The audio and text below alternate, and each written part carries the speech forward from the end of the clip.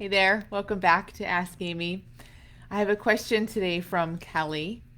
Kelly says, I've been following your amazing work for many years. I've listened to your book on Audible, listened to your podcast, and read your emails. Thank you for everything you do. A few students at the Little School of Big Change have talked about how they quit habits such as smoking and drinking, like the guest on your last podcast. One thing I've been very curious about, and no one ever mentions it, is physical withdrawal symptoms. Both those substances are addictive, and for sure there's a physical response, right? I would love to know how they get through the physical withdrawals. I love this question, Kelly, because it's a little different and yet it's not different at all from how we often talk about things. So, first what you're asking really I think is so great to look at. When people stop smoking, stop drinking, you say, these substances are addictive, and for sure there's a physical response, right? Probably a lot of the times, I'm not sure I'd say for sure, but probably a lot of the times there is. When I quit smoking years and years ago, there was for sure a very strong physical response, many of them that I felt. And yeah, I think for a lot of people, there are. The only reason I just say it as like a maybe is, I think sometimes maybe there's not. I think often we feel what we sort of expect to feel. We feel what people have told us we're going to feel. So that's just something to look at. Sometimes, and I see this really, sometimes people really do stop drinking, stop smoking, stop taking drugs, and you never know really what someone's experiencing, but they will say, well, I didn't feel much. It wasn't that big a deal. So I only point this out again to make sure that it, we don't know.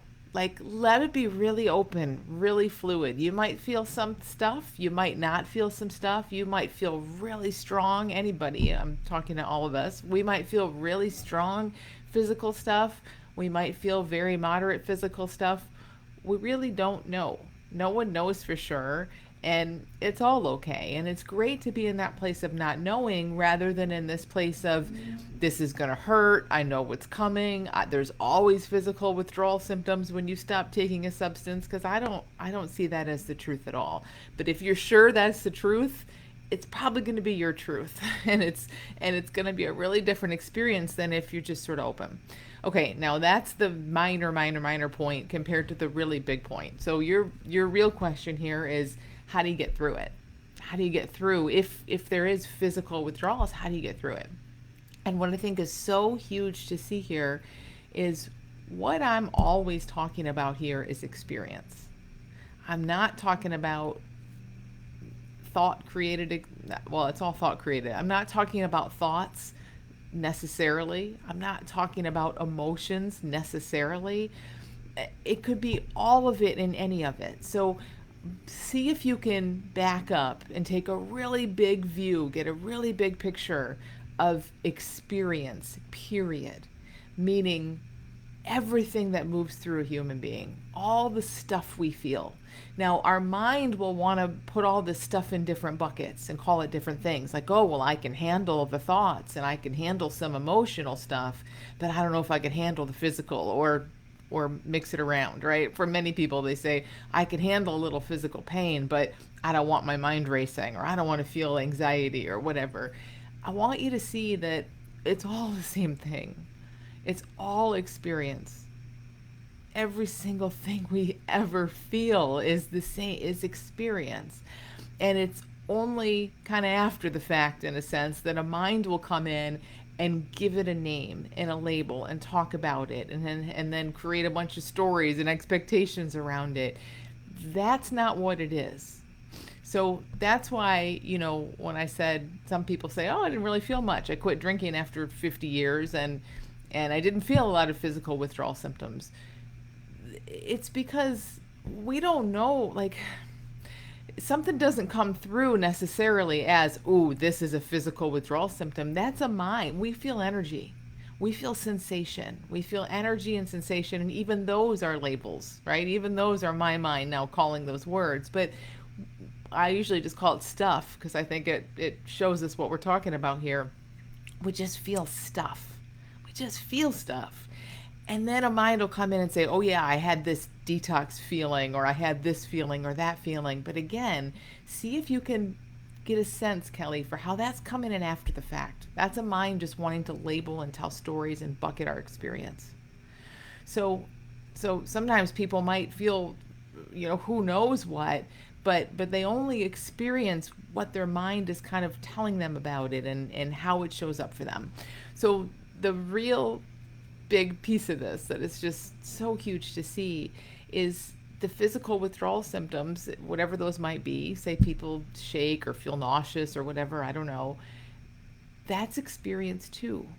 It behaves no differently. It means nothing more or less than any experience. It's no different than, again, an emotion, a feeling, a mind racing, stuff your mind might be doing. We're so conditioned to call these different things. There's thoughts, there's emotions, then there's physical pain. Not really. Not really. Those are categories of mind made up. It's all the same thing. And the reason this is important is because when it's all the same thing, wow. If we know that thoughts come and go and emotions come and go, so does physical stuff. It comes and goes. Like, it's not different. It's not special. So, yeah, when maybe when I quit smoking again, I don't know, almost 20 years ago, I remember feeling all kinds of stuff. When I quit drinking caffeine a few months ago, I felt all kinds of stuff. I felt like shaky. I couldn't focus. I felt like this weird buzzing and like this weird thing behind my eyes. All kinds of physical withdrawal symptoms, but it was experience. It could have been thoughts, could have been sadness, could have been happiness, could have been joy, could have been shooting pain in my arm, could have been anything. It was experience, and I know something about experience. It's not me. Comes and goes, does its own thing, shows up, comes to life, goes away, all the time, 100% of the time. No matter what we call it, no matter what labels we give it, no matter what happened before it, if you quit drinking caffeine or you quit drinking alcohol, or doesn't matter. Whatever happened before it, whatever we want to call it and talk about it, it is the same thing, and it works the same way. It is safe, it is moving, and it's not you. And you are designed to feel all of it. Just welcome it all. And all of it, when we resist it and call it names and push it away, we feel it in a really, really different way than when we just feel it as experience. So that's what matters, Kelly. Like, this is so huge. That's what matters, is seeing that all experience is essentially the exact same. And how you handle it, I don't know how you handle it. You don't really handle it. It's not really yours to handle. It just comes up and it does its thing. Now, sometimes, again, we fear it and we push it. And in general, that tends to make it feel a lot bigger. And that gives us more of it. Sometimes it's just there, and, and it feels a different way and it moves right through. I don't think we're in charge of that, but I know for sure that the more that we see that we are not any experience and that it all operates in the same way, naturally there's nothing it just doesn't even occur to you to push it away and resist it in the same way. Just doesn't even occur to you. Why would you? It's like, it's a feeling. It's a physical feeling or a mental or emotional feeling, whatever your mind's calling it. It's all the same. It's all a feeling. It's going to come and go. It has nothing to do with you.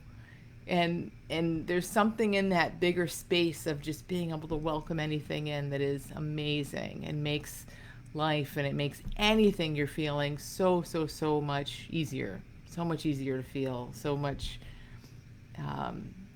just less scary. Far less scary. So I hope this is helpful. See if you can see it as all one thing. It truly is all one thing. The more our mind comes in and gives it labels, the more it's going to feel tight and sticky and have all kinds of meaning and story behind it. The more it's just all experience and none of it's us, everything gets easier. So thank you so much, Kelly, for sending your question. I hope this is helpful. And I hope it's helpful for everyone. If you want to see more about all experience, all of it, join me in the Little School of Big Change. It starts in 2 weeks from today. is it 2 or 3? I think it's 2. It's August 30th. The live course starts. It's the last one of 2021, so I won't be leading this again until spring of 2022. I'm so excited. There's a great group already forming and joining. There are seats available, so come join us in this fall course. It's going to be great, and you'd see what I'm talking about here in a super deep way, to where it just comes to life for you. You know, we can talk about this stuff all day, every day. Doesn't do anything if we're just chatting about it. I mean, what matters and makes such a difference is really starting to explore who we are, like feeling that space and seeing for ourselves and in real time that what we feel when we look at it and lean into it, it just goes away. It's nothing to fear. So I'd love to have you guys in the school. Thanks so much for listening. Send your questions to askamy@thelittleschoolofbigchange.com, and I'll see you back here next week. Have a great week, everyone.